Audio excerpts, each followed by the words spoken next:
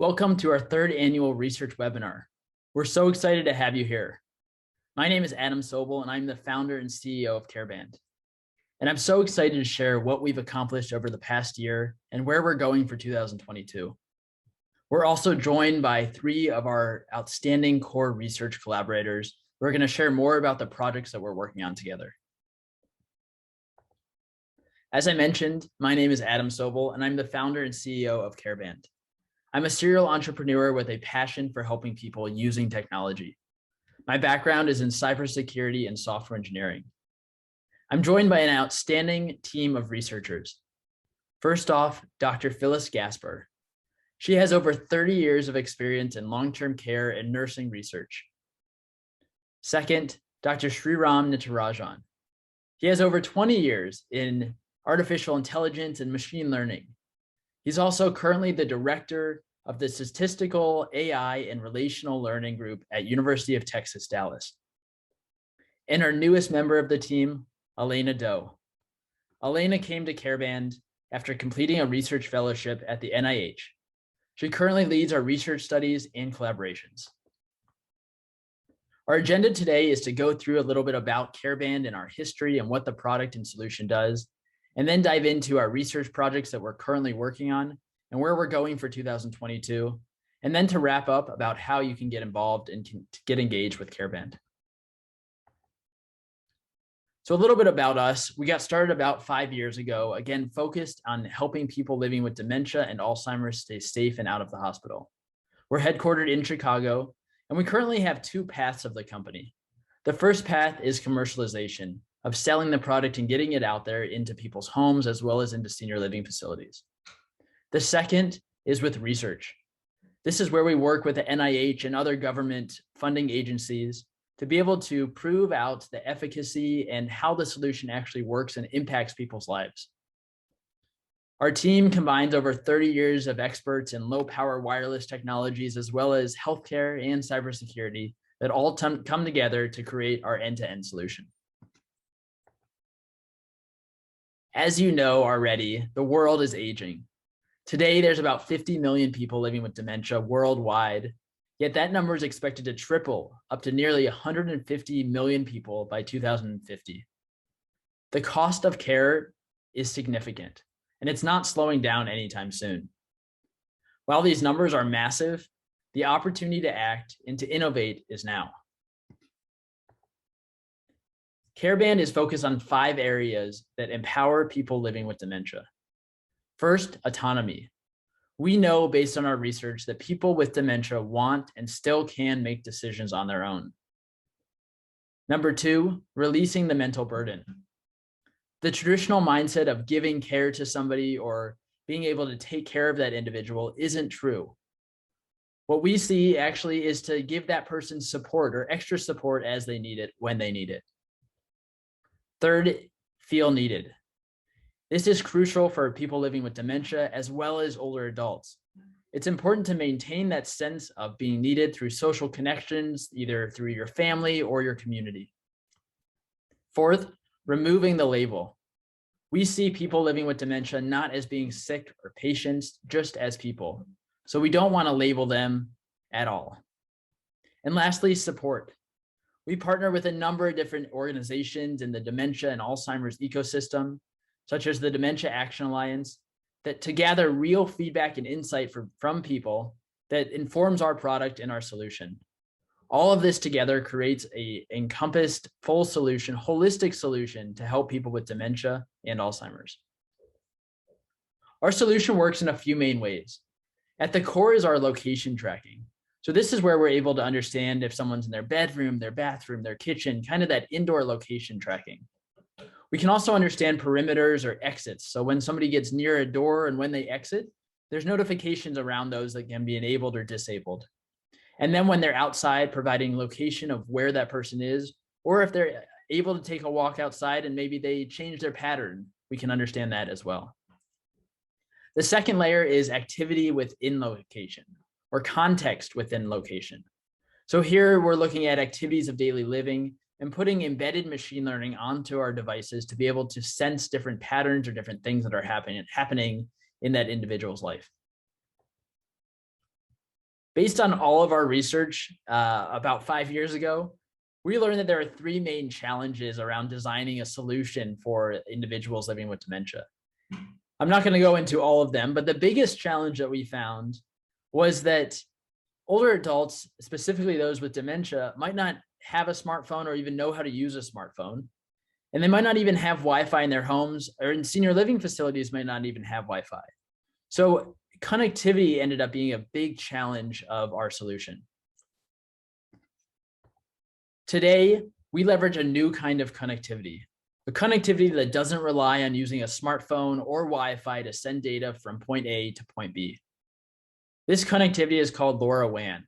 It allows us to send small amounts of data over extremely long distances. We're talking miles of range. Today, we're partnered with a few different companies, and we're really excited to share more about what we're working on. Not only did we discover that this technology was powerful, but Amazon also started to think about how this technology could enable and empower people, as well as things that were in the smart home. So what they did about 2 years ago was integrate this technology into Amazon Echo and Ring devices. Now, as you can imagine, there's millions of devices out there that have created a massive mesh network for devices like CareBand and others to sit on. This past summer, we announced a partnership between Amazon and CareBand as their first partner to actually support older adults living with dementia in their homes by leveraging this network. This network essentially creates a neighborhood safety net. This safety net then empowers our customers to stay safe and to stay healthy for as long as possible.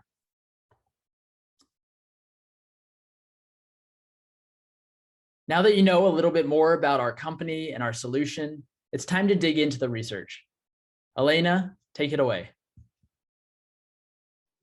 First off, I would like to thank you for your interest in our research, and I'm excited you're attending our webinar. I'm Elena Du, and I'm the research manager for CareBand. Our research allows us to validate outcomes based on location and activity patterns from the CareBand wearable. We also use various data metrics to monitor symptoms of dementia and measure clinical outcomes. Overall, our research at CareBand is dedicated to improving the lives of those with Alzheimer's disease and related dementias by conducting evidence-based research to obtain measurable clinical outcomes. Here are our research partners we have collaborated with over the years. To name a few, we've worked with Boston University, Indiana University School of Medicine, and Cleveland State University School of Nursing. One of our research focus areas is to address caregivers. The CareBand uses location and movement data when the caregivers are not in the presence of the person with dementia to address the biggest worries caregivers have, such as elopement. Another important aspect of our research is that we incorporate social determinants of health to design meaningful health technology. This ensures our technology can help underserved populations. For example, one of our studies focuses on Indigenous and rural populations. The final focus area for our studies is the detection and measurement of neuropsychiatric symptoms of dementia that I will explain further in the following slides. There is a need to investigate neuropsychiatric symptoms since these symptoms manifest in the early stages of dementia. Different manifestations are exhibited in the form of depression, psychosis, agitation, aggression, apathy, sleep disturbances, and hallucinations. Neuropsychiatric symptoms occur in 98% of people with dementia at some point during the course of their disease.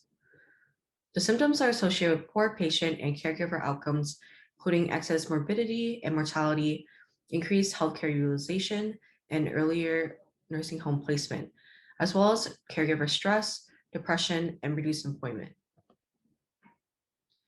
So, if we understand and monitor behavioral symptoms such as neuropsychiatric symptoms, then that can lead to the identification of digital biomarkers that denote early signs of Alzheimer's disease and related dementias. The research questions listed here provide a roadmap for the presentation of our research today. First, we will explain our research about whether CareBand can detect agitation, and then our guest speakers will delve into the measurement of engagement, life space, and physical therapy assessments. Currently, the problem is there are no automated or quantitative tools for tracking neuropsychiatric symptoms, and the CareBand can address this issue if the wearable can detect a symptom like agitation. Over the past 2 years, CareBand has been collaborating with the Regenstrief Institute and Indiana University School of Medicine faculty, Dr. Ellen Carr, a geriatrician, and Daniel Bateman, a geriatric psychiatrist, on an NIH Phase 1 SBIR grant on the assessment of agitation in people with Alzheimer's disease and related dementias. The overarching goal was to determine if CareBand can detect agitation based on movement data. By detecting agitation with the CareBand, staff members at long-term care facilities can be alerted when agitation occurs to address the residents' needs quickly. Also, with detection of agitation, you may eventually be able to identify the cause of agitation and prevent future instances. So the first aim of the study was to engineer power-efficient firmware in the CareBand wearable to collect motion data within different rooms and create a model to process this data into a variable that can be more directly compared to agitation and easily interpreted by the ultimate end user. In this case, that would be the staff at the long-term care facility. Our second aim was to determine the feasibility and usability of using the CareBand wearable with residents in long-term care with Alzheimer's disease and related dementias. We partnered with Indianapolis-based Bethany Village, which is a part of American Senior Communities, as a long-term care facility for the study. Our plan was to perform a 6-week study with the help of staff to record daily measurements of the residents' agitation levels, along with automated data collection by the CareBand device. We ran into many challenges over the course of the project. Some of these challenges included changing safety precautions to accommodate the COVID pandemic, change of leadership and staff at the long-term care center, and a ransomware attack on our research partner systems, which delayed data collection. Despite these challenges, we were able to accomplish the aims for our study. For our first aim, we were able to build a power-efficient firmware on the CareBand that lasts 48 hours while recording real-time data, which is known to drain batteries and devices quickly. Additionally, we incorporated a measure of Tiger energy. This is a measure of aggregate energy of the wearer's movement and allows for the separation of agitation from the raw movement data. Tiger energy has been used in other studies as a non-invasive measure of agitation in dementia populations. Moving on to our second aim, we completed the pilot study with residents who have Alzheimer's disease and related dementias in our partner long-term care facility. We collected daily agitation and burden scale data for each resident through manual assessment with help from the long-term care staff. The CareBand wearable collected motion data, and an Nokia device was also used to collect heart rate data. We originally planned to collect data from 15 resident subjects for 6 weeks, but due to the challenges I mentioned previously and participant dropout, we ended up collecting an average of 3 weeks of agitation and burden data for 5 subjects. We also completed a focus group with a company called Tech Enhanced Life with 13 participants who have lived with a loved one who has dementia. The participants gave feedback on the utility of agitation detection and if they would personally use the function for their family members with dementia. Currently, we're working on data analysis and executive summaries of the data from the pilot study and focus group. We will share more results in the coming months, but we're excited by the data and the completion of the study thus far. We plan to work on publications once we have the results and apply what we have learned to future models of the CareBand wearable. We would like to thank our partners for their expertise and guidance on this research project over the last few years. And now our research partners will talk about the other projects we have been working on. Thank you. My name is Wayne Worry, and I'm a medical anthropologist and professor in the Department of Family Medicine and Biobehavioral Health at the University of Minnesota Medical School in Duluth. I'm also director of rural health initiatives at Memory Keepers Medical Discovery Team. Memory Keepers focuses on health equity research and specifically dementia research in rural and indigenous communities. So this is a collaborative project funded by NIA through an R21 mechanism that goes by this very long title you see. Simply put, we're trying to digitalize the concept of life-space performance. Life-space performance measures the movement, speed, distance, and quality of movement of a person within an environmental zone, like a house, a property, or a neighborhood.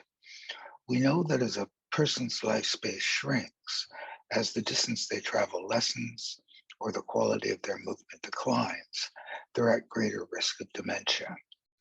Now, to date, life space data has been obtained by asking people to fill out paper records or diaries about their daily or weekly movements. But we're hopeful that with CareBand, we can digitalize this data and be able to develop real-time tracking of life space metrics. Those metrics can be summarized to provide caregivers and health professionals with useful information about how people with dementia engage with their living environment, provide them with information about their movement and safety, and changes in their condition over time. Our long-term goal is to use life-space performance metrics to track cognitive decline from preclinical subjective cognitive complaints through all stages of ADRD for geographically and culturally diverse populations. So these are our specific aims. We're interested in the potential of the CareBand device for rural and remote communities. We know the incidence of dementia is higher in these populations, and we assume there's significant differences in how life space is conceptualized and how people move about their life space. For example, the distance they go to get their mail, the safety issues in and around their property, and the amount they drive on a regular basis. I should say we're partnering with 2 Indigenous communities, with Wimmacombe First Nation on Manitoulin Island in Ontario and Grand Portage in northern Minnesota. We're also partnering with non-Indigenous communities in rural northern Minnesota. CareBand, of course, has enormous potential for these populations because it can be used in remote locations where broadband access is limited or non-existent. We're beginning the project with key informant interviews about how life space might be conceived of differently in rural and reservation settings, and we'll begin in the new year with a pilot involving rural and Indigenous caregivers and people with dementia who will wear the device for 12 weeks. We're trying to find participants who live in different small town, rural, farm, reservation, and remote locations. The data we get will be compared to paper diaries that caregivers will keep, and the CareBand data will be analyzed by our colleague at the University of Texas, Shreya Natarajan, who will develop algorithms to improve the CareBand software and digitalize the life space metric. If we get the results we hope for, we will then be applying for funding to NIH through an R01 mechanism for a larger validation trial a couple years out. Thanks very much. Hello, everybody. My name is Paul Kim. I'm leading our research team with Dr. Angela Chow. We are faculty in the School of Public Health at Indiana University. We really appreciate this research partnership with CareBand to promote health and well-being of residents living in the assisted living facilities. Our project title is a holistic approach to monitoring, measuring, and facilitating engagement among assisted living facility residents. The project goal is to promote and increase social and leisure engagement among residents by using the integrated technologies, CareBand, and the member staff. This integrated system is designed to measure and monitor daily activity patterns, behaviors, and satisfaction with program of residents. And the staff and caregivers can facilitate their clients' leisure and social engagement. For this study, our first step is to gain a deeper understanding of residents' leisure and social behaviors and their technology attitude and perceptions from multiple stakeholders, such as residents, caregivers, staff, and family members. Our second step is to integrate and test this technology system to assist living facility residents. Last, we conducted a pilot study for 6 weeks to examine any changes, the frequency of leisure and social engagement, enjoyment of their participation, activity motivation, acceptability and usability of a technology. This project can contribute to facilitating leisure and social engagement of residents, developing client-centered goals, and assessing clinical significance.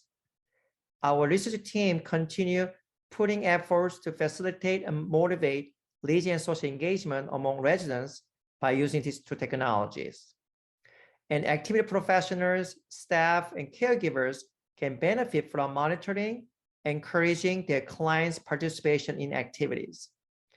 In addition, based on this study, we plan to measure how these systems can help residents reduce negative psychological symptoms such as depression and loneliness, and increase physical activity enjoyment and life satisfaction among residents in the near future. Thank you so much for listening to our presentation today. My name is Dr. Ellen Miller. I'm with the University of Indianapolis Center for Aging and Community and Krannert School of Physical Therapy. I'm pleased to have the opportunity to conduct some research with CareBand in collaboration with 4 Doctor of Physical Therapy students. Their names are Austin Zwalnick, Rachel Headland, Carissa Uli, and Marina Davidson. And we are going to share a little bit about the project that we are working on with the title, a cross-sectional study to determine the feasibility of and potential for using CareBand wearable GPS monitoring device as an adjunct to physical therapy with older adults.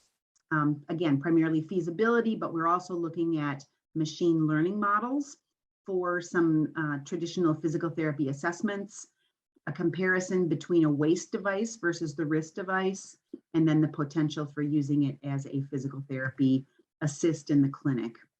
From a feasibility standpoint, it was easy to use the CareBand devices with the physical therapy assessments. We did 4 assessments: a 2-minute walk, a 10-meter walk, the tug, which is the timed up and go, which measures balance, and then a 5-time sit to stand, which measures lower extremity strength. And so the participants wore the devices on their wrist and on their waist during these 4 tasks. The primary challenge was keeping the waist device stable and on the participants who had large abdomens.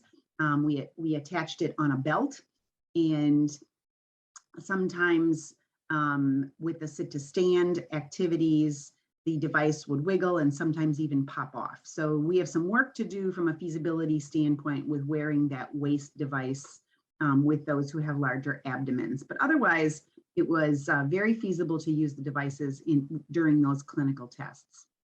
We are awaiting the data to show us if there are going to be able to be some good machine learning models from the 4 tasks that I described earlier. And we're hopeful that there will be some good models and we will be able to use those models then for the purposes of PT.